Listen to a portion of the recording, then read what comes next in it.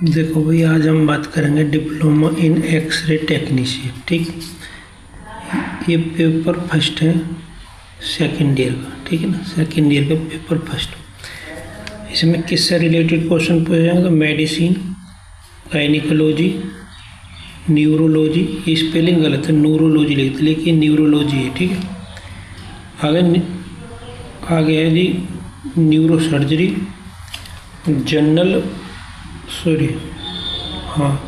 फिर आगे general surgery, फिर आगे नर्सिंग। इतने क्वेश्चन पूछे जाएंगे इसमें। ठीक है, एमसीक्यू पे चलते हैं। Glasgow coma scale GCS is use to assess. ये किसके आकलन करने के लिए किया जाता है? तो आगे है जी,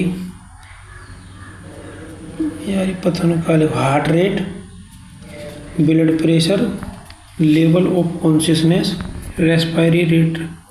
तो सब जानते हुए लेवल ऑफ कॉन्शियसनेस के लिए किया जाता है। चेतना का स्तर के आकलन के लिए कहा जाता है। इसका मतलब चेतना का स्तर, मतलब मान लो किसी मरीज के एक्सीडेंट हुआ है, चोट लगी है, और वो मान लो हॉस्पिटल में एडमिट है, तो जो डॉक्टर आएंगे वो उससे पूछेंगे, कुछ सवाल जवाब पूछेंगे, उसके हाथ पैर को टच करके देखेंगे, यदि वो सही जवाब दे रहा, हर चीज़ की होश में है, इसका मतलब उसको नंबर ज़्यादा मिलेंगे इसके हिसाब से GCS का। और उसको कुछ सूद ही नहीं है, बिल्कुल बेहोश होया पड़ा, तो उसको नंबर कम मिलेंगे। तो इसमें क्या है, इसकी चेतना देखी जाती है मरीज की। अब आगे चलते हैं। हाइपोनेटेरमिया रेफर्स टू। हाइपोनेटेरमिया का मतलब सब जानते हैं। हाइपो का मतलब कम, नेटेरमिया का मतलब सोडियम, मतलब सोडियम का कम होना। तो अब देख लेते हैं। इंक्रीज सोडियम इन ब्लड, तो ये गलत है। इंक्रीज पोटेशियम इन ब्लड, ये गलत है। डिक्रीज सोडियम इन ब्लड, यही सही है। डिक्रीज का मतलब कम होना, सोडियम का मतलब सोडियम का, इन ब्लड ब्लड में। डिक्रीज पोटेशियम, पोटेशियम की यहाँ बात ही नहीं, यहाँ पर क्या हुआ पोटेशियम। फिर हाइपो कैलेमिया हो जाता, अगर यहाँ पे हाइपोकैलेमिया होता तब तो चल भी जाता पोटेशियम, लेकिन इसमें नेटेरमिया है तो सोडियम की है ये। ठीक है ना, ये पेपर किसी और से बनवाया मैंने, मेरे हाथ में दर्द हो रहा था, तो इसलिए लिखाई थोड़ी आज अलग है। 1.3 पर चलते हैं जी। The first stage of labour begins with. जो फर्स्ट स्टेज है डिलीवरी होने की, वो कैसे शुरुआत होती है, किससे शुरुआत होती है उसकी? Full dilatation of cervix. Full dilatation नहीं हो सकता सर्विक्स, ये गलत है। आगे जी onset of true labour pain, ये हो सकता है सही। Onset of true labour pain. अभी और देखते हैं कि आपका दूसरा हो। डिलीवरी ऑफ बॉडी, मतलब बच्चे की बॉडी की डिलीवरी। डिलीवरी ऑफ पेशेंट, तो इसमें जो है ऑनसेट ट्रू लेबर पेन, ये हो सकती है इसमें। अब यार मैंने निशान नहीं लगाया इस पर, चलो मैं बता दूंगा, कमेंट में लिख दूंगा सारे क्वेश्चन के आंसर, देख लियो। ठीक, ऑनसेट ऑफ लेबर पेन। ठीक, hydrocephalus is due to. Hydrocephalus किससे होता है? पहले मैं हाइड्रोसिफेलस बता दूं। क्या हाइड्रो का मतलब पानी, सिफेलस का मतलब बोले थे जो हेड है, हेड में पानी का इकट्ठा हो जाना। ये अल्ट्रासाउंड के टर्म में यूज होता है। जब गर्भवती महिला के बच्चे के सिर में पानी बढ़ जाता है ना, तब इस मेडिकल टर्म को यूज करते हैं, हाइड्रोसिफेलस। तो देखते हैं। एक्सेस एक्यूमुलेशन ऑफ CSF का एक्यूमुलेशन हो जाए हेड में, तब होता है ये इन्फ्लामेशन इज मेनिंजाइस में इन्फ्लामेशन हो जाए तब इकट्ठा होता है पानी हेड में। अगर लैक ऑफ ब्रेन टिश्यू की कमी हो जाती है इसमें। स्पाइनल कॉर्ड इंजरी, तो इसमें जो है सही आंसर है, तुम बताना, वैसे मेरे हिसाब से ये सही है, लैक ऑफ ब्रेन टिश्यू। ठीक है ना, और जी नहीं, और या फिर ये भी हो सकता है। मैं तुम्हें अभी इन्हें सब पे सर्च करके बताऊँगा भाई। अभी मैंने आज इन पर टिक नहीं लगाया, मैंने गलती कर दी, डायरेक्ट वीडियो बना दी। कोई ना, मैं इनके कमेंट में सबके आंसर लिख दूँ। ये भी हो सकता है इसका यार, या फिर लैक ऑफ ब्रेन टिश्यू भी हो सकता है। लैक ऑफ ब्रेन टिश्यू क्यों हो सकता है? क्योंकि पूरे हेड में पानी पानी दिखाई देता है, इसमें ब्रेन की टिश्यू दिखती नहीं। और ये सही क्यों हो सकता है? क्योंकि इसमें एक्सेस एक्यूमुलेशन ऑफ CSF, जो सेरेब्रल स्पाइनल फ्लूइड है उसका बहुत ज़्यादा इकट्ठा हो जाना, तो ये भी सही हो सकता है। पर ये पूरा हाइड्रोसेफेलिक इज ड्यू टू, तो ये एक ही ज़्यादा चांस है। ड्यू टू बोलो किसकी वजह से होता है? ब्रेन टिश्यू की कमी की वजह से या CSF को इकट्ठे होने की वजह से। तो ज़्यादातर चांस इसके मानिए एक्सेसिव एक्यूमुलेशन ऑफ CSF। अगर चलते हैं 1.5 पे, spina bifida is defect of, skull bone का नहीं है, स्पाइनल एंड वर्टिब्रल आर्की है ये इनके यहाँ, ब्रेन वेंट्रिकल क्रेनियल नर्व, तो इसमें जो है ये सही आंसर ये है spinal cord and vertebrae Archie. इसका मतलब पता है क्या है? जो रीढ़ की हड्डी है, गर्भवती महिला के बच्चे की जो रीढ़ की हड्डी होती है उसके अंदर जो स्पाइनल कोड है ना वो बाहर को निकल आती है जब बच्चा माँ के पेट में होता है उस टाइम पे, ठीक। तो इसको बोलते हैं स्पिना बाइफिडा। मतलब रीढ़ की हड्डी में जो हमारे डिस्क लगी रहती हैं मास्क्यूलर टाइप की, कई सारी लगी रहती हैं हर जोड़ पे, तो उसी को पार करके स्पाइनल कोड बाहर निकल आती है, ठीक है ना। इसको भी तुम देखना चाहते हो तो मेरे जो दूसरा यूट्यूब चैनल है उस पर ये वीडियो पड़ी भी होगी क्या कैसे दिखाई देता है स्पिना बाइफिडा, ठीक है ना। गर्भवती महिला के बच्चे के कमर में एक फोड़ा जैसा दिखाई देता है, ठीक है। ये ज़्यादातर कब होता है? जब फोलिक एसिड आयरन की कमी रहती है तब ये होती है। इसीलिए तुमने देखी होगी जितने भी डॉक्टर नहीं होती हैं, चाहे सरकारी में से ले हो या प्राइवेट से, वो फोलिक एसिड और आयरन और मल्टीविटामिन ये सब टैबलेट जरूर देती हैं, स्पेशली फोलिक एसिड की, क्योंकि जिसमें फोलिक एसिड की कमी हो गई उसके ये स्पिना बाइफिडा होने के चांस ज़्यादा रहते हैं। इसलिए आयरन और फोलिक एसिड की टैबलेट जरूर खानी चाहिए हर महिला। आगे चलते हैं ट्रू एंड फॉल्स में। Stroke is caused by interpretation of blood supply to the brain, तो ये सही बात है। स्ट्रोक जो है कारण होता इंटरप्ट हो जाता क्या? ब्लड की सप्लाई किसको? ब्रेन को। तो ये बिल्कुल राइट क्वेश्चन है। देखो इन पे मैंने किसी पे सही गलत के निशान नहीं लगा रखे, जैसे मैं हर क्वेश्चन पेपर पे लगाता हूँ। फिर भी मैं इनके सारों के क्वेश्चन तुम्हें बता दूंगा, एक दो की शायद गड़बड़ जाएंगे, बाकी जितने मैं बता रहा हूँ सही मान के चलो। Peptic ulcer occurs in stomach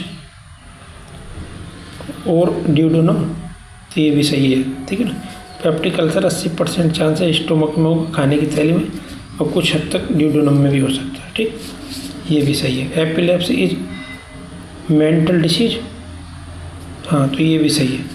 epilepsy को बोलते हैं दौरा पड़ने, इसको सीजर भी कह सकते हैं एक तरीके से। सीजर या एपिलेप्सी का मतलब दौरा पड़ने, तो ये मेंटल डिसीज, हाँ ये दिमाग की बीमारी है, तो सही हो सकती है ये, ठीक।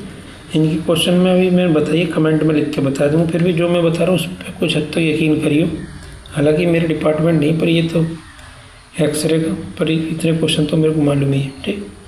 अगर caesarean section is perform through the vagina, तो ये गलत बात है, ये वेजाइना के थ्रू नहीं होता, ये होता है जी एब्डोमेन के थ्रू होता है, मतलब पेट को चीर के काटते हैं, या यूट्रस का कह सकते हैं इसको, यूट्रस को कट करके बच्चे निकालते हैं, ना कि वेजाइना के थ्रू, तो ये गलत हो जाएगा। ये है हाइड्रोसील है, ये hydrocele is a fluid collection around the testis, तो ये भी बिल्कुल क्या है? सही है। अब आ जाते हैं जी ट्रू ना, fill in the blanks, fill up होना चाहिए, fill in. The disease characterise by recurrent seizure is, recurrent seizure is को बोलते हैं शायद एपिलेप्सी। रिकरेंट का मतलब बार बार किसी को दौरे पड़ रहे हैं तो उसको सीज को बोलते हैं एपिलेप्सी, ठीक। अब इसकी 100% कन्फर्म नहीं है, पर 90% ये हो सकता है कि अगर किसी मरीज को बार बार दौरे पड़ रहे हैं तो उसको एपिलेप्सी बोलते हैं मेडिकल टर्म में, ठीक। The first step in nursing vital sign monitoring in checking the patient, ये फर्स्ट स्टेप क्या है नर्सिंग में वाइटल साइन का कि मॉनिटरिंग का, इज चेकिंग चेक करने का। तो सबसे पहले शायद बीपी चेक करते, ये कहनी चाह रही, मतलब सबसे पहले वाइटल में क्या नापते हैं, बीपी, पल्स या कुछ और। तो सबसे पहले मेरे हिसाब से बीपी नापते हैं, उसके बाद SpO2 वगैरह ऑक्सीजन की सैचुरेशन देखते हैं। ठीक, और जिसमें डाउट लगे चेक कर लियो, पहली बात तो मैं कमेंट में लिख दूँ, वो देख लेना। ठीक, सही नहीं दिखाई दे रहा हम आगे। Oral cavity tumour are mostly associate with, तम्बाकू के यूज से होता है। ठीक है जी। ओरल कैविटी का जो ट्यूमर है किससे एसोसिएट, किससे जुड़ा है? टीबी से, उससे, तम्बाकू से, तम्बाकू के यूज से। ठीक, आगे खाली स्थान है। Is the surgical removal of uterus, तो यहाँ लिख देना हिस्टेक्टमी, HYSTERECTOMY, हिस्टेरेक्टोमी।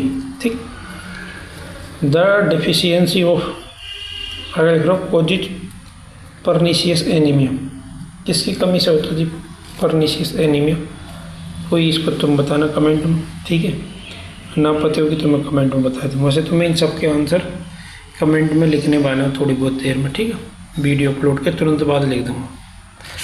अब चलते हैं जी शॉर्ट लॉन्ग पे। शॉर्ट पे सबसे पहले describe the causes and management of piles, piles के कारण और मैनेजमेंट बताओ, प्रबंधन कैसे करें। What is the clinical manifestation, clinical manifestation मतलब लक्षण क्या क्या हैं और कारण क्या हैं किसके? पेनक्रेटाइटिस। बहुत आसान क्वेश्चन है। Explain the pathophysiology of hydrocephalus. ठीक है, मतलब वही हेड में पानी भर जाना, उसी को कह रहे हैं। इसकी पैथोफिजियोलॉजी बताओ। पैथोफिजियोलॉजी का इसमें CSF का जो प्रोडक्शन है वो बहुत ज़्यादा हो जाएगा। सेरेब्रोस्पाइनल फ्लूइड है जो कोरोइड प्लेक्सिस एरिया है जो इसको बनाता है, वो इसको प्रोडक्शन ज़्यादा कर देगा CSF, जिससे क्या ब्रेन में पूरे हेड में पानी बढ़ जाएगा, जिसको हाइड्रोसीफेलस बोलते हैं। ठीक है, आगे चलते हैं। What are the stage of labour, labour के कितने स्टेज क्या हैं? 2 हैं, 3 है, 1 है, मेरे को नहीं पता इसका आंसर। नर्स जानती होंगी जो नर्सिंग की पढ़ाई कर रही हैं, शायद इसकी 3 स्टेज होती दिखी हैं, कंफर्म नहीं पता मेरे। Write short note of meningoencephalitis, ये आधे सारे क्वेश्चन DMLT में भी ये ध्यान रखना। ठीक है ना, एक भी ऐसा ना जो ना हो।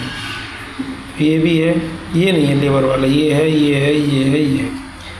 Right short note of cholecystitis, GB की जो पित्त की थैली उसकी वाल में थिकनिंग बढ़ जाए उसकी, तो उसको बोलते हैं पित्त की थैली में सूजन, जो मेडिकल टर्म में बोलते हैं कोलेसिस्टाइटिस। ऐसे तो पित्त की थैली साइज में बड़ी हो जाएगी तो उसको भी कोलेसिस्टाइटिस बोल सकते हैं, पर स्पेशली कब बोलते हैं? जब पित्त की थैली की वाल जो दीवार है वो सूज जाए या उसमें इन्फ्लामेशन हो जाए। ठीक, अब लॉन्ग क्वेश्चन पे चलते हैं। राइट एंड ये क्या एली राइट एंड सी क्या सी एवरेट नोट ऑन टेम्परेचर पल्स, पता नहीं यार क्या लिखा, CEABORAT, सेबोरेट क्या है पता नहीं। चलो मैं इसकी स्पेलिंग कमेंट में लिख दूँ। नोट ऑन टेम्परेचर और पल्स, टेम्परेचर पल्स के बारे में लिखना है ना। Respiration and blood pressure nursing practice, मतलब नर्सिंग प्रैक्टिस में ये रेस्पिरेशन के बारे में, ब्लड प्रेशर के बारे में की प्रैक्टिस के बारे में बताना, टेम्परेचर और पल्स के बारे में बताना। देखो कोमा लगे हैं, temperature, pulse, respiration, blood pressure. ओहो, ये एलिवेटेड हो सकता है। राइट एंड एलिवेटेड नहीं, एलिवेटेड नहीं है, कुछ और ही है, पर फिर भी इतनी अकल मारी होगी तुम्हारे। इसमें टेम्परेचर के बारे में लिखना, पल्स के बारे में, रेस्पिरेशन के बारे में और ब्लड प्रेशर के बारे में लिखना नर्सिंग प्रैक्टिस के हिसाब से। नर्सिंग के जो स्टूडेंट हो कैसे इनकी प्रैक्टिस करते हैं उसके बारे में बताएं। Describe the general guideline for the use of contraceptive and family planning, contraceptive और फैमिली प्लानिंग के बारे में बताना। कॉन्ट्रासेप्टिव बोले तो यूट्रस में बच्चा ना आने दें ऐसी टैबलेट या डिवाइस के बारे में कह सकते हैं, और फैमिली प्लानिंग का बोले तो बच्चा करने की जो सलाह वगैरह देती है डॉक्टरनी, उसके बारे में समझें। फैमिली प्लानिंग मतलब बच्चा करने के बारे में कह सकते हैं, ठीक है ना। जैसे कोई मान लो शादीशुदा लोग हैं, वो बच्चा करने का प्लान बना रहे तो उसको बोल देंगे फैमिली प्लानिंग। और उनके पहले से 2-3 बच्चा और वो चाहते हैं कि बच्चा ना आए तो कॉन्ट्रासेप्टिव का यूज करेंगे, ठीक है ना। जैसे इसमें बहुत सारी टैबलेट मिलती हैं, सहेलीजन कौन सी, वो माला डी थी, और यूट्रस में कोऑपरेटिव वगैरह लगवा लेते हैं तो ये कॉन्ट्रासेप्टिव हो जाए, ठीक। Right in detail about breast cancer, breast cancer के बारे में डिटेल में लिखो। प्रीवेंशन रोकथाम एंड मैनेजमेंट भी लिखने इसके, और कैसे रोकोगे वो देखनी। एक्सप्लेन इन डिटेल पैथोफिजियोलॉजी किसकी, और क्लिनिकल फीचर्स किसके, और इन्वेस्टिगेशन एंड मैनेजमेंट किसका, ट्यूबरकुलोसिस का। टीबी के पैथोफिजियोलॉजी, क्लिनिकल फीचर मतलब क्या क्या लक्षण रहते हैं जिसको टीबी रहती है, इसकी कौन कौन सी जांच कराएंगे जब टीबी होगी। जैसे चेस्ट एक्सरे करा सकते हैं, सीटी करवा सकते हैं थोरेक्स का, और स्पुटम की जांच करवा सकते हैं, मोन्टेक्स की करवा सकते हैं, ठीक है। मैनेजमेंट में वही एंटीबायोटिक चलेंगे इसमें, और क्या ऑक्सीजन वगैरह की जरूरत पड़ सकती है। आगे है explain haemorrhagic disorder and the role of platelets in coagulation. Explain haemorrhagic disorder के को एक्सप्लेन करना है, और ब्लड के जमने में प्लेटलेट की क्या भूमिका है वो बतानी है, ठीक। और आगे जी write in detail about biomedical waste management, ये वेरी वेरी इंपॉर्टेंट क्वेश्चन है, ये हर डिप्लोमा के लिए बहुत ज़रूरी है, ये ध्यान रखो, ठीक। अब हम ये वीडियो बंद करते हैं। जो शॉर्ट क्वेश्चन है 1-1 नंबर वाले MCQ fill in the blanks, इनके सबके क्वेश्चन जो है मैं MCQ में लिख दूँगा। और ये जो स्पेलिंग है ये इसको भी मैं क्या है कमेंट में लिख दूँगा, और देख लेने क्या है इसका मतलब, ठीक है ना। मेरे को खुद समझ में नहीं आ रही। वीडियो बंद करते हैं, फिर वीडियो बहुत बड़ी होगी। आज मेरी लिखाई नहीं थी, इसलिए इस क्वेश्चन पेपर को बनाने में टाइम लग रहा है। पेपर फर्स्ट है सेकेंड ईयर का, एक्सरे टेक्नीशियन का ये, ठीक। चैनल को सब्सक्राइब कर दे करो भैया।